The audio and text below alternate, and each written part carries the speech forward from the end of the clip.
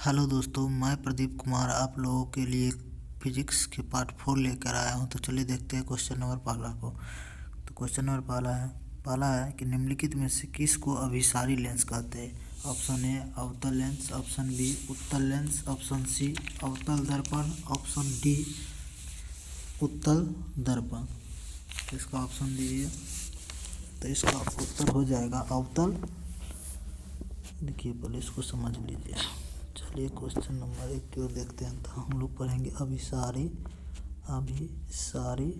Lens. तो अभिसारी lens जो बोला जाता है वो बोला जाता है उत्तल लेंस को। ये उत्तल लेंस को कौन सा लेंस को? उत्तल लेंस को अभिसारी लेंस बोला जाता है। अभिसारी लेंस बोला जाता है कौन सा लेंस को? उत्तल लेंस को बोला जाता है। अब उत्तल लेंस को अभिसारी लेंस क्यों बोला जाता है? तो देखिए, उत्तल लेंस का कार्य है कि उससे होकर जाने वाली प्रकाश की किरण को वो इकट्ठा करता है, इसलिए उस लेंस को अभिसारी करते हैं। अभिसारी माना होता है एक जगह इकट्ठा करना। तो इसका ऑप्शन हो जाएगा ऑप्शन नंबर क्या हो जाएगा? ऑप्शन नंबर बी उत्तल लेंस। चलिए आगे फिर बढ़ते हैं, दूसरा क्वेश्चन को देखते हैं। दूसरा क्वेश्चन है कि निम्नलिखित में से किसको अपसारी लेंस कहते हैं। तो चलिए, किसको अपसारी लेंस कहते हैं? क्वेश्चन नंबर 2 है, निम्नलिखित में से किसको अपसारी लेंस कहते हैं। ऑप्शन ए उत्तल लेंस, ऑप्शन बी अवतल लेंस, ऑप्शन सी अवतल दर्पण, ऑप्शन डी उत्तल दर्पण। तो चलिए इसको हम लोग देख लेते हैं थोड़ा। कहा है कि अपसारी लेंस किसको बोलते हैं। तो देखिए, अपसारी लेंस जो बोलते हैं हम लोग, वो अपसारी लेंस हम लोग अवतल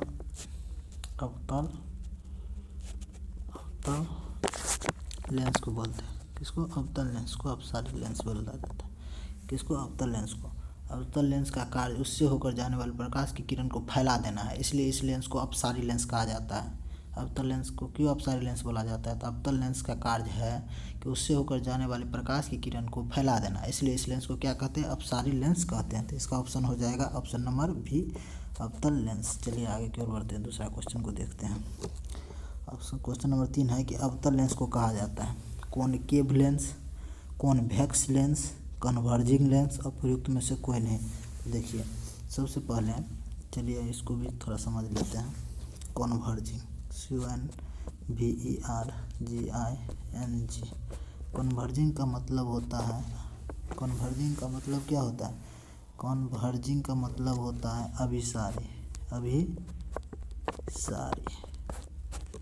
अभिसारी को हम लोग क्या बोलते हैं? अभिसारी को हम लोग बोलते हैं उत्तल लेंस बोलते हैं। उत्तल लेंस का इंग्लिश होता है, उत्तल लेंस का इंग्लिश क्या होता है? कॉन्वेक्स होता है। क्या होता है? कॉन्वेक्स होता है। ये होता है उत्तल लेंस का। अब चलिए हम लोग अवतल के बारे में थोड़ा पढ़ लेते हैं। अवतल का होता है कॉनकेव। अवतल का इंग्लिश होता है कॉनकेव लेंस। क्या होता है? कॉनकेव। और इसका जो एक और नाम होता है उसको होता है डाइवर्जिंग। क्या? डाइवर्जिंग, DIVERGING, डाइवर्जिंग यानी अपसारी। ये दोनों याद रखिएगा, पूछा जाता है। तो इसका ऑप्शन हो जाएगा ए कॉन्वर्जिंग, कॉनकेव लेंस। क्या? Concave lens. Option number A ये हो जाएगा। चलिए आगे की ओर बढ़ते हैं। तीसरा क्वेश्चन हो गया। चौथा क्वेश्चन है कि अवतल लेंस द्वारा बना प्रतिबिंब होता है। देखिए, अवतल लेंस द्वारा जो बना प्रतिबिंब होता है ये सीधा होता है, आभासी होता है, वस्तु से छोटा होता है, इसलिए उसका ऑप्शन हो जाएगा उपयुक्त। सभी आप लोग ये पढ़े होंगे तो इसको याद रखिएगा। चलिए आगे की ओर बढ़ते हैं, क्वेश्चन नंबर 5 को देखते हैं। क्वेश्चन नंबर 5 है कि उत्तल लेंस का फोकस होता है। देखिए, उत्तल लेंस का जो फोकस होता है क्या होता है? तो इसको याद रखिएगा। उत्तल लेंस और एक होता है अवतल लेंस। इसका जो फोकस होता है उत्तल का वो धनात्मक होता है, पॉजिटिव। और अवतल लेंस का जो होता है निगेटिव होता है। तो ये चिन्ह परिपाटी के अनुसार है, आप लोग ध्यान रखिएगा इसको। चलिए इसका जो ऑप्शन हो जाएगा उत्तल लेंस का जो फोकस होता है वो क्या होता है? तो इस उत्तल लेंस का जो फोकस होता है धनात्मक होता है। Option number A. चलिए आगे की ओर बढ़ते हैं। क्वेश्चन नंबर 6, लेंस की क्षमता का SI इकाई क्या होता है? देखिए, लेंस की क्षमता का जो SI इकाई होता है वो लेंस की क्षमता का SI इकाई, लेंस की पावर की SI इकाई होता है मीटर के पावर -1, इसका मतलब होता है प्रति मीटर। क्या इसको बोलते हैं? प्रति मीटर। प्रति मीटर, तो इसका ऑप्शन हो जाएगा सी। अगर लेंस की क्षमता का मात्रक पूछे, लेंस की क्षमता का मात्रक, सीधा लेंस की क्षमता का मात्रक पूछे तो हो जाता है डायोप्टर। क्या? डायोप्टर। डायोप्टर, डायोप्टर, डायोप्टर हो जाता है। क्या होता है? डायोप्टर।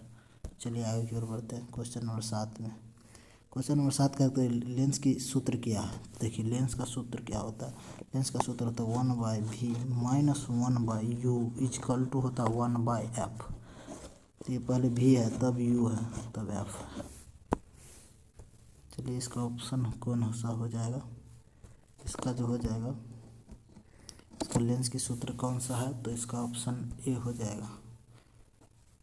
चलिए अब देखिए, आप लोग याद रखिएगा, दो सूत्र होता है, एक होता है दर्पण सूत्र, एक होता है दर्पण सूत्र। तो पहले उसमें एक होता है क्या होता है 1/v plus 1/u is equal to 1/f होता है।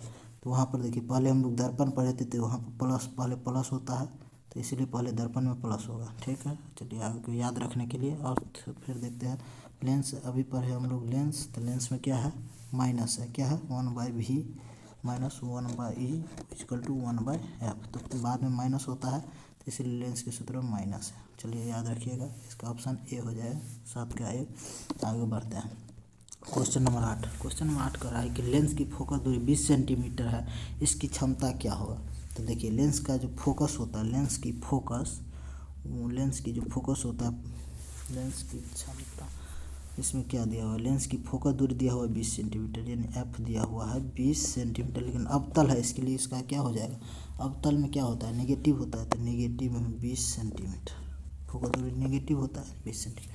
इसकी क्षमता यानी पी निकालना, तो पी जो होता है लेंस की क्षमता जो होता है वो क्या होता है? तो फोकस दूरी का व्युत्क्रमानुपाती होती है, यानी 1/f। तो ये होता है मीटर में, यहाँ पर मीटर रहना चाहिए। अगर सेंटीमीटर में है तो ऊपर में 100 हो जाएगा, इसको मीटर को सेंटीमीटर में बदल दिया, नीचा में ये हो गया अब सेंटीमीटर में। अब देखिए इस सूत्र से बनेगा। चलिए इसको फिर मिटा देते हैं, अब आगे बढ़ते हैं, देखते हैं क्षमता यानी पी पावर 100 सेंटीमीटर में है, तो 20 नीचा में हो जाए, इसको काट दीजिए तो 5 क्या हो जाएगा? 5d हो जाएगा। लेकिन माइनस में होगा क्योंकि ये अवतल लेंस की है, अवतल लेंस की है, इसीलिए इसका उत्तर हो जाएगा d माइनस 5 डायोप्टर। 8 का d हो जाएगा, 8 का क्या हो जाएगा? d हो जाएगा, 8 का d। चलिए आगे की ओर बढ़ते हैं। 9 में लिखा हुआ है कि लेंस की क्षमता प्लस 5d है, तो यह होगा, क्या होगा? देखिए इसमें भी वही सूत्र लगेगा। चलिए इसको भी बनाते हैं, इसको भी बनाते हैं। क्वेश्चन सभी भी है, आप लोग याद रखिएगा। लेंस की क्षमता दिखे, यानी पावर दिया हुआ है प्लस 5d। तो फोकस दूरी के बारे में पता करना है हमको, क्या करना है पता? फोकस दूरी के बारे में। तो चलिए थोड़ा देख लेते हैं अच्छा से। तो फोकस दूरी के बारे में, फोकस जो होता है 1/p होता है, क्योंकि फोकस जो होता है वो भी पावर का व्युत्क्रमानुपाती होता है। देखिए 5 प्लस 5d है, पावर निकालना है ना, क्षमता दिया हुआ है। ओ सॉरी, इसको मिटाइए, इसको मिटा देते हैं। चलिए देखिए पावर निकालना है हमको, क्या लिखते हैं? चलिए हमको क्या निकालना है? फोकस, तो एफ बराबर लिखेंगे 1/5। तो 1/5 तो नहीं, इसको मीटर में है, क्षमता मीटर में होता है, इसको सेंटीमीटर में बदलेंगे तो गुना करेंगे 100 से, तो इसको काट देंगे तो 20। तो 20 सेंटीमीटर की फोकस दूरी का प्लस में है, तो इसीलिए उत्तल लेंस हो जाएगा। इसका उत्तर हो जाएगा डी, 20 सेंटीमीटर फोकस दूरी का उत्तल लेंस। चलिए आगे की ओर बढ़ते हैं। क्वेश्चन नंबर 10 का रहा है उत्तल लेंस में जब वस्तु फोकस एवं लेंस के बीच रखी जाती है तो प्रतिबिंब बनता है। ऑप्शन ए काल्पनिक और सीधा, ऑप्शन बी काल्पनिक और उल्टा, ऑप्शन डी वास्तविक और उल्टा, ऑप्शन डी वास्तविक और सीधा। तो देखिए उत्तल लेंस में जब वस्तु फोकस एवं लेंस के बीच रखी जाती है तो प्रतिबिंब काल्पनिक बनता है, और जब ये काल्पनिक होगा तो इसका उत्तर हो जाएगा सीधा। क्या? सीधा। काल्पनिक और सीधा, ऑप्शन नंबर ए। चलिए आगे की ओर बढ़ते हैं।